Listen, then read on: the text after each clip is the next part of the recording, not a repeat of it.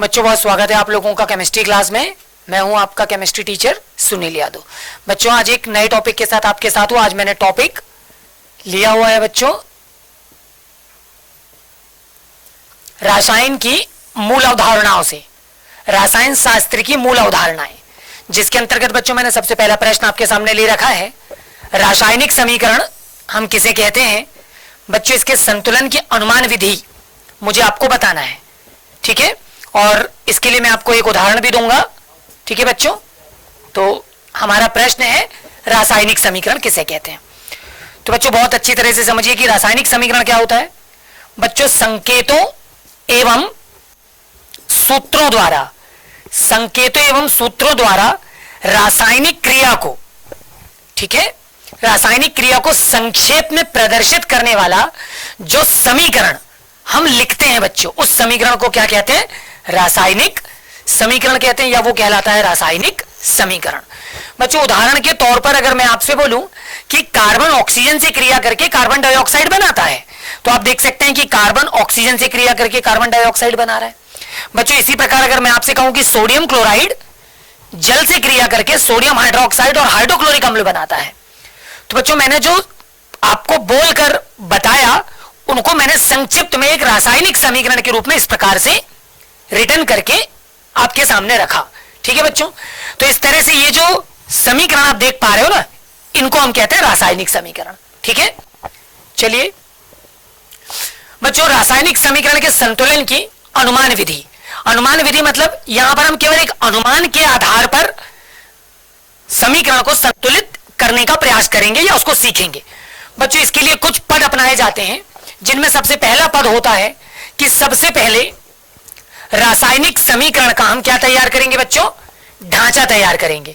ढांचा तैयार करने हेतु अभिकारक एवं उत्पादक के नाम से हम क्या करेंगे? सूत्र, संकेत एवं प्रतीक का क्या कर लेंगे?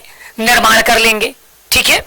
दूसरा बिंदु लेंगे, अगर कोई गैसीय पदार्थ है ना, अगर मान लीजिए आप रासायनिक समीकरण लिख रहे हैं और आपने उसका ढांचा तैयार कर लिया है, और उस ढांचे में अगर कोई गैसीय पदार्थ अगर आ जा रहा है ना, जैसे कि हाइड्रोजन, नाइट्रोजन, ऑक्सीजन, तो इनको परमाणविक अवस्था में ही लिखा जाएगा। मतलब इनको हम हमेशा परमाणविक अवस्था में लिखेंगे, सिंगल लिखेंगे इनको, ठीक है बच्चों। इसके अलावा अगला पॉइंट क्या रहा बच्चों?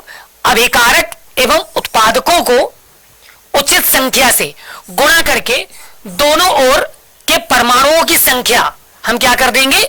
बराबर कर देंगे, ठीक है। और फिर अगला पॉइंट कह रहा है कि अंत में परमाणविक अवस्था में गैसों को आणविक रूप में प्रस्तुत करने हेतु दोनों ओर से गुणा कर देते हैं, ठीक है। अब जो अनुमान विधि के हमने ये 5 महत्वपूर्ण बिंदु देखे, इन 5 महत्वपूर्ण बिंदु में उदाहरण के तौर पर अगर मैं पहला स्टेप आपके सामने रखूं तो जिंक हाइड्रोक्लोरिक अम्ल से क्रिया करके ZnCl2 बना रहा है और वो हाइड्रोजन को क्या कर रहा? उत्पन्न कर रहा। बच्चों यहां पर जो हाइड्रोजन है ये उसकी जो अवस्था है ये गैसीय अवस्था है ना, और इसीलिए अब संतुलित करने के लिए हमने क्या किया? उचित संख्या से, देखिए यहाँ पे HCl एक जिंक है तो हमने एक जिंक लिया, ठीक है। हम देख रहे हैं यहाँ पे क्लोरीन की संख्या कितनी है? 2 है, तो हमने यहाँ पे क्या किया? HCl को बच्चों 2 से गुणा कर दिया। जैसे HCl को 2 से गुणा किया तो हाइड्रोजन की संख्या 2 हो गई, जबकि यहाँ पर 1 है, यहाँ पर भी 1 हाइड्रोजन है। तो अब हाइड्रोजन एक और निकालने के लिए हमने नीचे क्या कर दिया? उससे 2 से गुणा कर दिया। तो बच्चों ये इस तरह से अनुमान विधि कहलाती है। इस अनुमान विधि का आपको सतत क्या करना पड़ेगा बच्चों? प्रयास करना पड़ेगा। आप लगातार इस तरह के इक्वेशंस लेकर उनका अभ्यास कीजिए, आप अनुमान विधि द्वारा रासायनिक समीकरण का संतुलन सीख जाएंगे। बच्चों इसके साथ ही